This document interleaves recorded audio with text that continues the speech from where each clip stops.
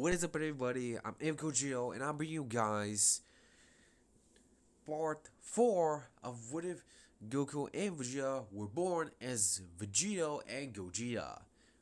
Now, in the previous, a quick recap, in the previous video I explained that both Vegito and Gogeta try and face off against Frieza, but they're falling short behind by his power. Eventually, they would have used the Bizarre Earrings to fuse into Gogeta and to defeat the Emperor. Eventually, the future warriors of the future timeline will appear so they can warn the Z Fighters and their followers about a threat of a powerful android known as Cell. So let's get to the story. Both Gohan and Trunks will introduce himself, telling their followers that they're from the future timeline of this particular timeline. Both Gogeta and Vegeta are confused on how they're here, even though Gohan is there and Trunks is still a baby. Eventually, they'll explain that in their timeline, Gogeta got a heart virus that he was not able to heal, and he died naturally of the death. They could not revive him because of the Dragon Balls, not able to revive someone for a natural cause.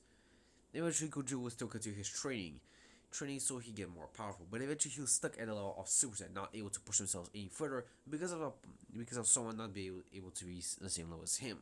But he decided to do something and relax with his family, taking care of Trunks and teaching how to go Super Saiyan.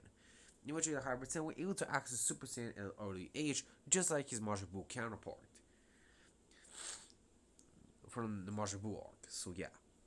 But eventually, the androids were still struck, eventually attacking all Z-Fighters and killing them, with Vegito being the only one last standing on the battlefront. But he was barely able to keep up with his android, the Cell 17 and 18. Of course, he was able to defeat the two androids separately, but he was not able to defeat Cell as he was able to absorb all 17 and 18 before they could be destroyed. Because of this, Cell's easily able to overpower Vegito and kill him afterwards, eventually wreaking havoc over the planet and not letting it go. Eventually, both Gohan and Trunks decide to train so he can get more powerful.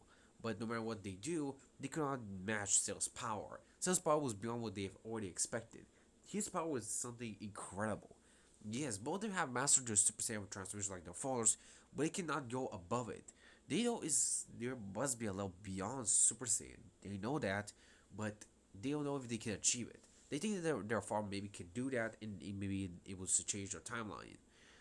Both Gogeta and Vegeta thinks about it and tells them that they will try their best to push the limits even further than they have ever been.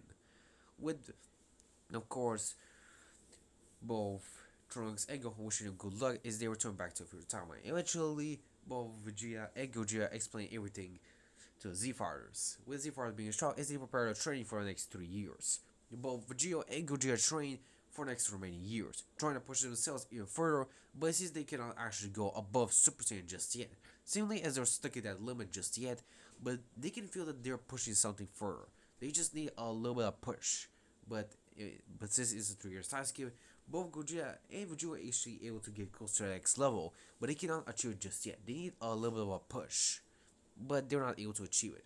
Gogeta is actually able to stack Kaioken on top of Super Saiyan, but it's kind of strenuous to his body. And Vegeta knows that. He doesn't actually decide to just go with regular Saiyan transformation. No, it's best if he just sticks with his transformation instead of just techniques. But he does learn the Kai and the healing abilities of the Kais in a 3 years time scale, which improves his abilities. Eventually, the androids, or you say Dojuro and 19 will still appear, trying to destroy the Z-Fighters. These androids be much stronger, but of course Jiro will actually stay behind so he can activate Cell 17 and 18. If you're wondering, there will be no future Cell, there will only be present cells, so yeah. Eventually,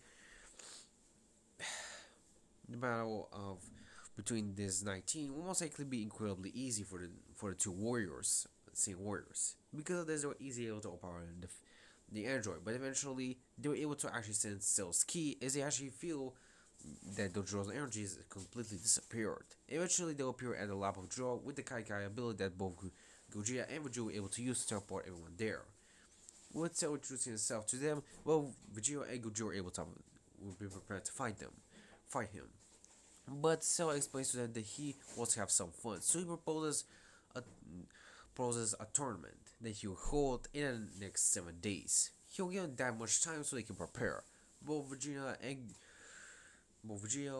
Gogeta are kind of worried that they not be able to match Cell's power, so they decide to take the offer. Eventually, they will use a time chamber that Gogeta tell them about so he can train inside there. Both Vegito, and Gogeta will train inside there first. Next will be Gohan and Piccolo, and eventually the humans as well. Eventually, the Saiyans were able to achieve the next level of Super Saiyan, Super Saiyan 2, and eventually master things to their natural potential. While Gohan was able to master Super Saiyan after achieving it, thanks to his follower and Piccolo's help. Eventually, Gohan was still also able to access Super Saiyan 2 like Gogeta as well. Eventually able to master it like the two warriors as he becomes more powerful, while Piccolo will become much stronger and able to have a Kaioken level. He has a Kaioken level of times 50 to times 100, which proves that Piccolo is very powerful, while the other Z-Fighters are much stronger than their counterparts, so yeah. Eventually, the Cell Tournament will still begin, or you can say, the Cell Games. While both Gogeta and Vegeta decide to actually fight Cell, not separately but together, knowing that they will stand a much better chance against them.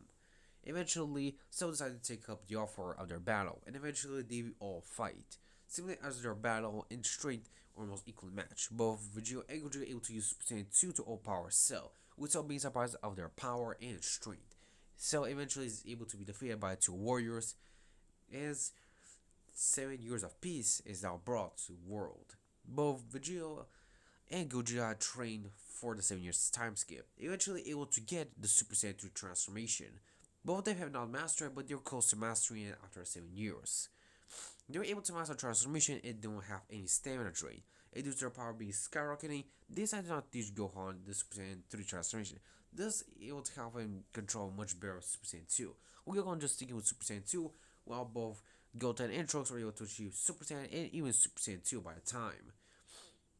Gohan is able to achieve Super Saiyan 3 and eventually master thanks to his father and Vegeta's help. Eventually, both Furies were able to become mighty powerful. Eventually, the Majin Buu will still be awoken, and eventually he will appear to fight off against the Z-Fighters. But this Majin Buu actually be much stronger because of Gogeta and Vegeta being much more powerful. So this Majin Buu actually be in super form way early on. And when he faces off against the Furies will be surprised by Buu's power. He's incredibly strong. Eventually, they'll fight off against him. If we were Gohan would get the ultimate form due to Kai's knowing about Gohan decided to train him for a 7 years time skip. Eventually, Gohan will actually be as strong as both Vegeta and Gogeta in their Super Saiyan 3 transformations in his ultimate form. Eventually, Gohan will try and attack Buu, but Buu able to absorb Gohan as he becomes Buuhan. The Fusions, both knowing that they must face off this Buu, they power up into their maximum power. As they use Super Saiyan 3 and as they both rush against Buu. Buu is weaker than them, but Gohan is almost equivalent to their level with his ultimate form. And as Buu tries to attack him, the both Fusions are able to dodge Buu's attacks due to Buu not having the same experience as Gohan nor them. With this, they're both able to easily evade Buu's attacks and not even blast him from time to time. With both fusions knowing that they must end this battle quickly before it escalates to something further. As both don't power up their signature moves, Gogeta the Kamehameha and Vegeta his final flash, and Gogeta Kamehameha. With both of them following their attack as they both yell in unison final Kamehameha. With his blast, they're easily able to evaporate Buu while also focusing on most of the evil that was in Buu, able to free Gohan, the Grand Kai, and even Fat Buu. Of course, both Vegeta and Gogeta try and kill Buu, but they actually see that he's actually not evil but pure good. With eventually a little convincing from Gogeta, Vegeta decides to let Buu free. Eventually, we say still ends up being friends with Buu, while the Grand Kai thanks both fusions about their help, with the fusions of course telling him there's no problem.